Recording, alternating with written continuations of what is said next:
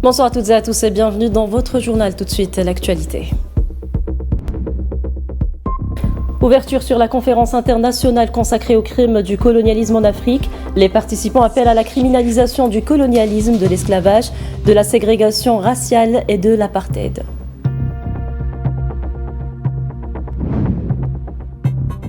Au Sahara occidental, le président sahraoui Ibrahim Ghali réaffirme la volonté du Polisario d'engager des négociations sérieuses pour une solution juste et durable. Il accuse également le Maroc de s'être allié à des forces obscures pour tenter de légitimiser la colonisation du territoire.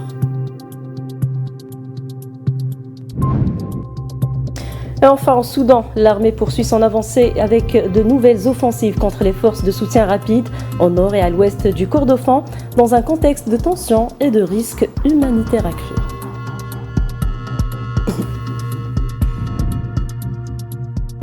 Bonsoir et bienvenue dans Couverture sur la conférence internationale consacrée au crime du colonialisme en Afrique. Cet événement d'envergure continentale fait suite à la décision du sommet de l'Union africaine adoptée en février 2025, laquelle a endossé l'initiative du président de la République d'organiser en Algérie une conférence dédiée à la célébration et à la mise en œuvre du thème de l'année 2025, justice pour les Africains et les personnes d'ascendance africaine à travers les réparations. L'objectif recherché à travers l'organisation de cette conférence est de renforcer la réflexion, mais surtout de consolider l'action collective en vue de criminaliser le colonialisme, l'esclavage, la ségrégation raciale et l'apartheid et de les classer comme crimes contre l'humanité conformément aux recommandations pertinentes de l'Union africaine.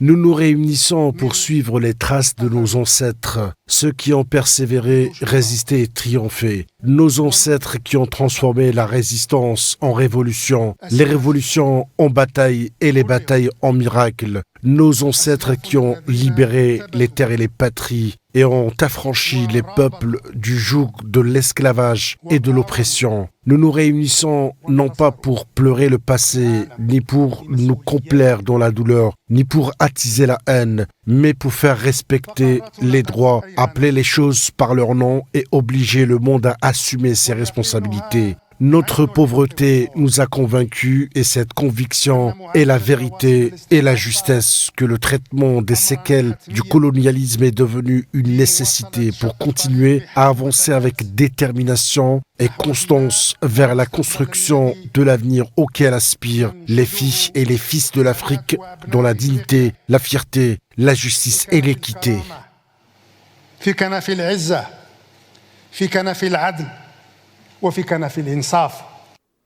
Selon le ministre des Affaires étrangères Ahmed Attaf, en lançant ce projet de justice historique, l'Afrique affirme que son combat se poursuit.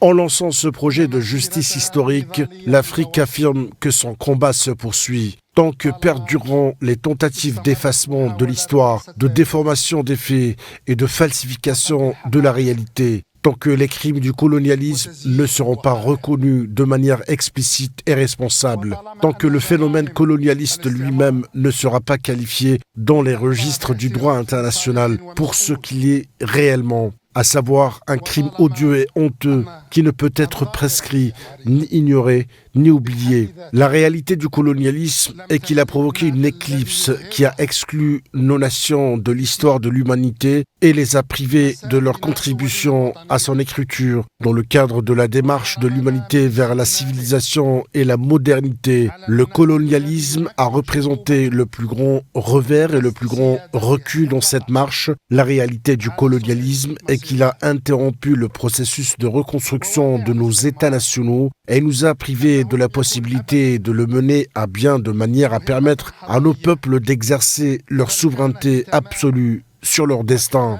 La réalité du colonialisme est qu'il n'a jamais été une mission civilisatrice, mais qu'il a été dans toute son ampleur un projet de pillage, de spoliation et de prédation. La réalité du colonialisme est qu'il a prématurément réuni les mères des crimes aujourd'hui condamné par tout le monde, le crime d'agression, le crime contre la paix, le crime contre l'humanité, le crime de guerre et le crime d'extermination.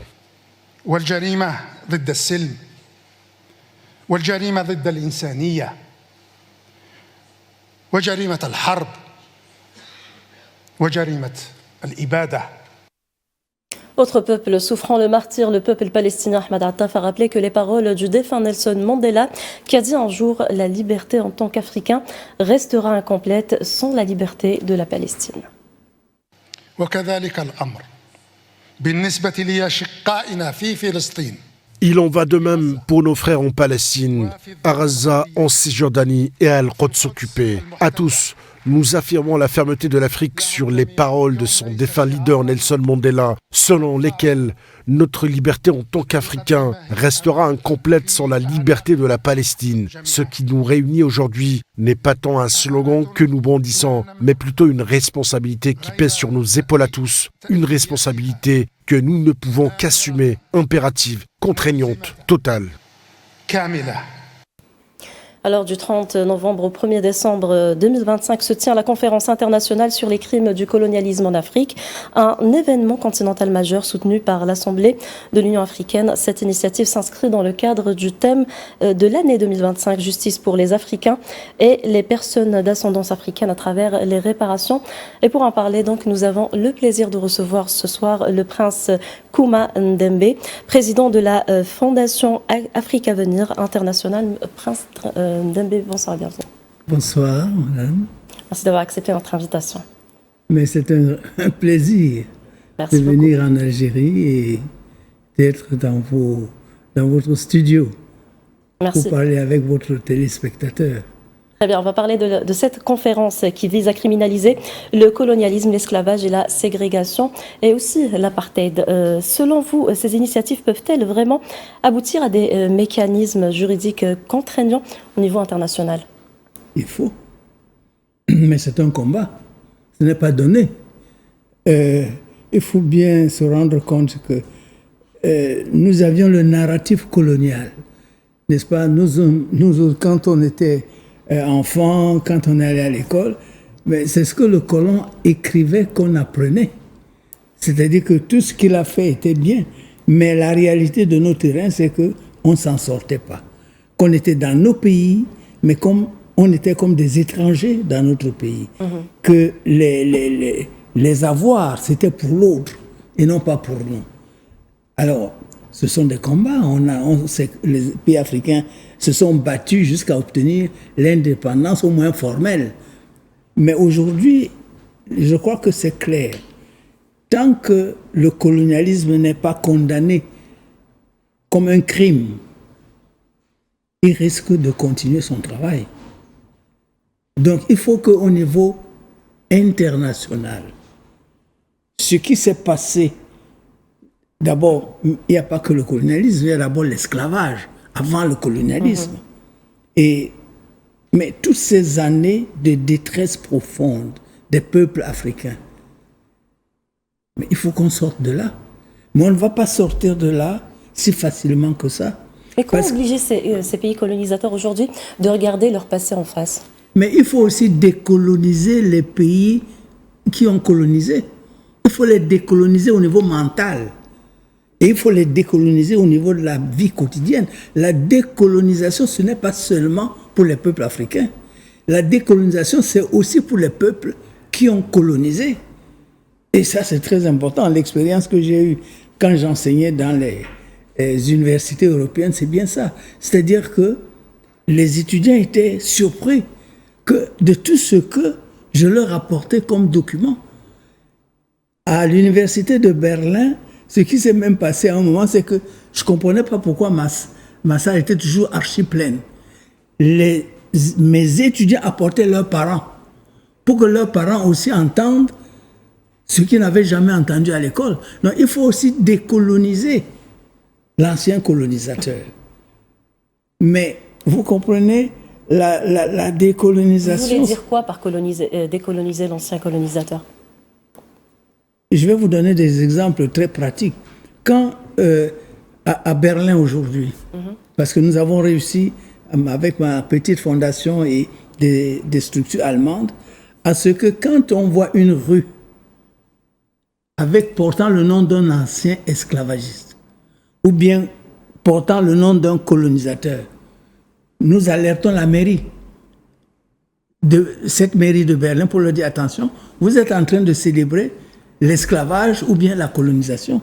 Et on lutte jusqu'à ce qu'ils enlèvent ce nom. Et ils le font maintenant, régulièrement, ils enlèvent le nom et ils remplacent le nom par un résistant africain c'est-à-dire qui s'est battu contre le colonisateur. Et ça fait que dans la population allemande, ils sont aussi maintenant dans ce processus de décolonisation. Mais c'est parce que nous nous sommes mobilisés. Et c'est ça que nous devons aussi faire dans nos propres pays africains. Vous avez beaucoup de pays africains, vous êtes surpris de voir les noms de colonisateurs, surtout au centre-ville. Alors là aussi, nous essayons de mobiliser les maires africains pour leur dire attention.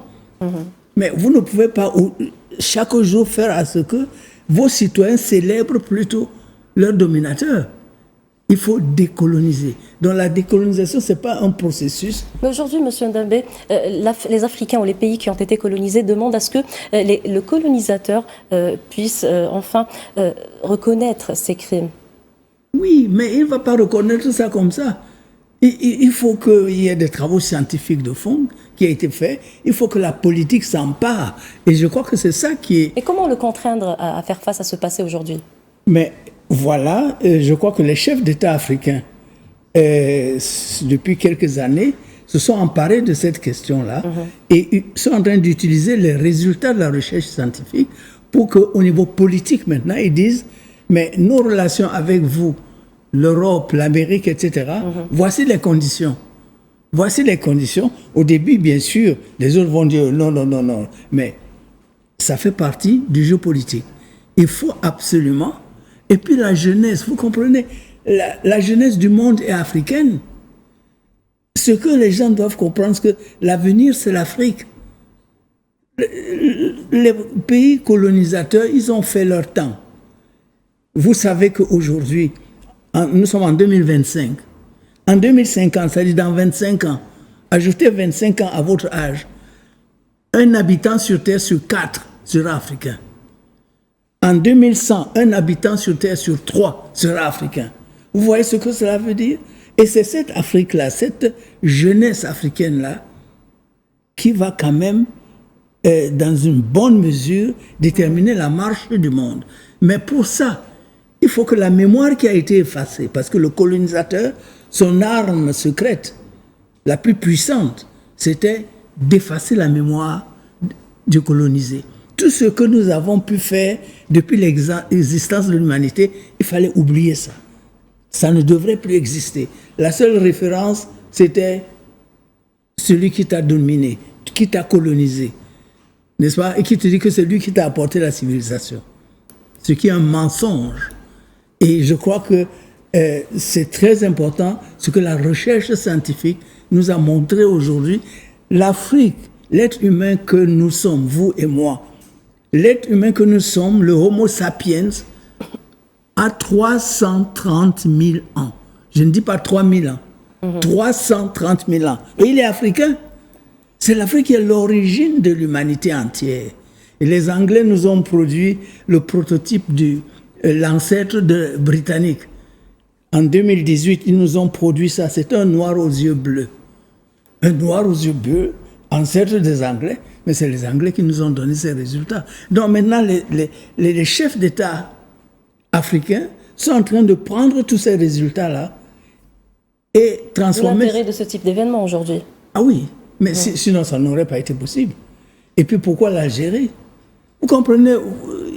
Bon, la jeunesse algérienne doit comprendre qu'il y a des gens qui se sont sacrifiés dans le FLN, etc., pour que ce pays soit libéré.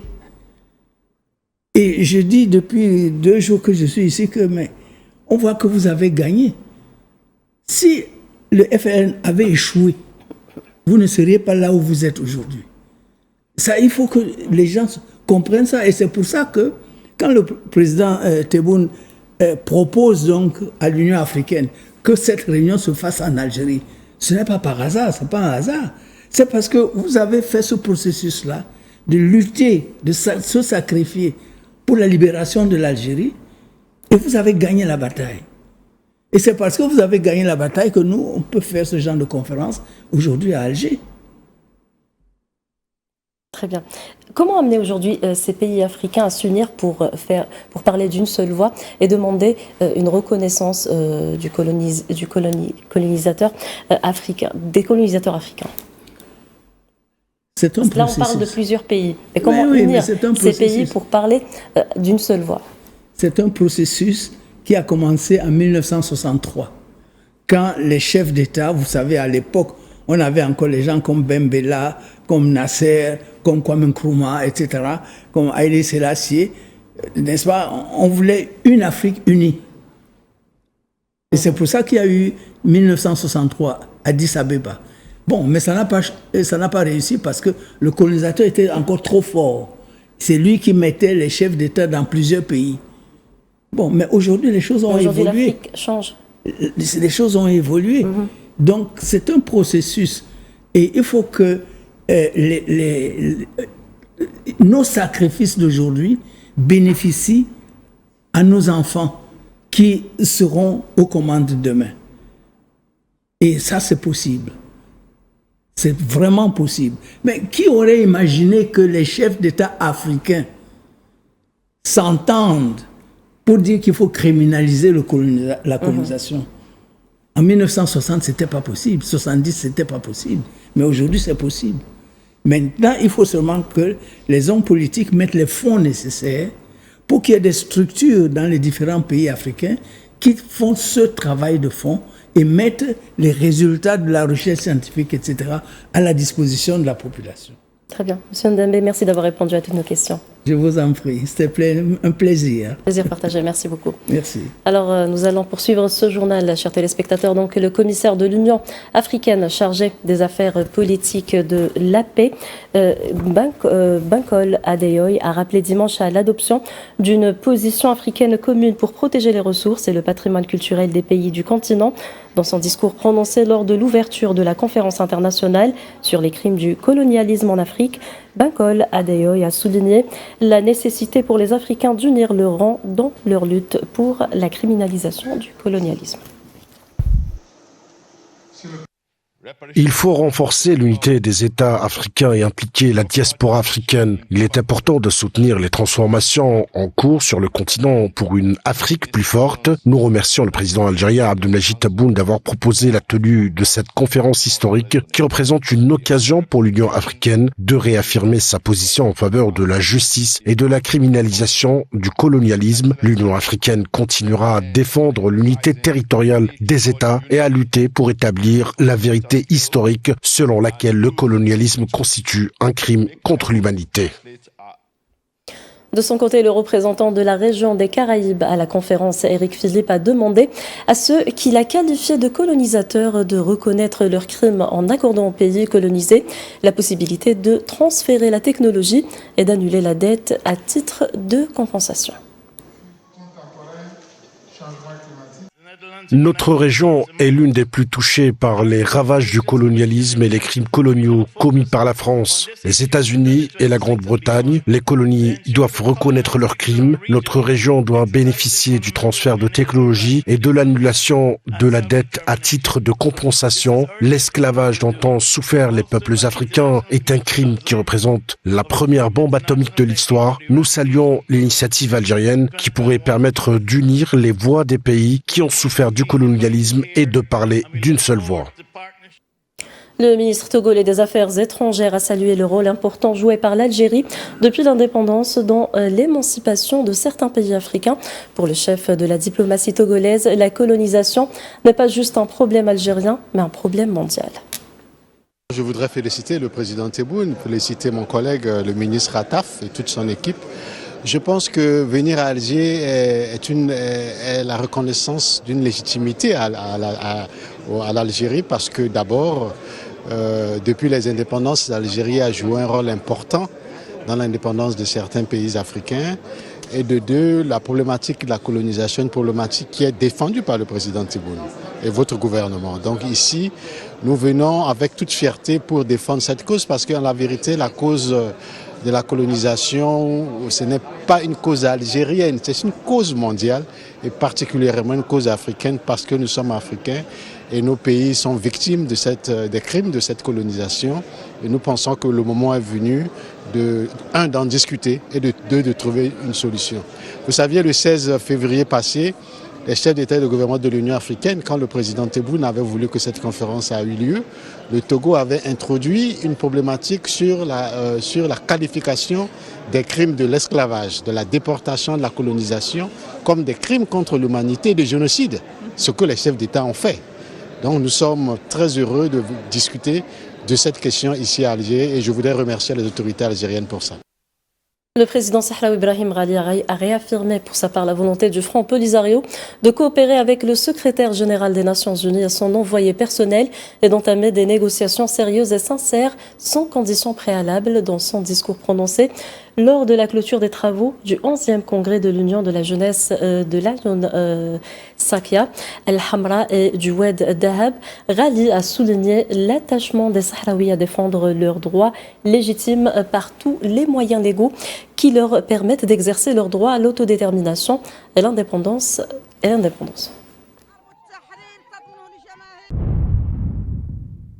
Le Front Polisario est prêt à coopérer avec le secrétaire général des Nations Unies et son envoyé personnel et à engager des négociations sérieuses, sincères et sans conditions préalables sous l'égide des Nations Unies. Notre peuple, et en premier lieu les jeunes, a exprimé son attachement à la défense de ses droits légitimes par tous les moyens légaux et son rejet absolu des solutions imposées qui contournent le statut juridique du conflit du Sahara occidental, considéré comme une question de décolonisation qui sera résolue en permettant au peuple sahraoui seul souverain d'exercer son droit à l'autodétermination et à l'indépendance à l'instar des pays et des peuples du monde entier.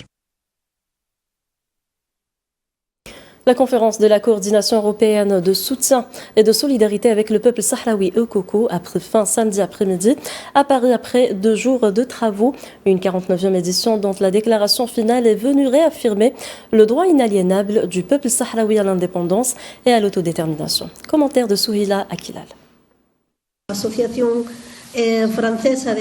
L'autodétermination et le respect du processus de décolonisation du Sahara occidental ont été une nouvelle fois réaffirmés hier à Paris lors de la clôture de la 49e édition de l'ECOCO. Une déclaration qui marque une étape déterminante de l'histoire de la lutte du peuple sahraoui sous la conduite du Front Polisario.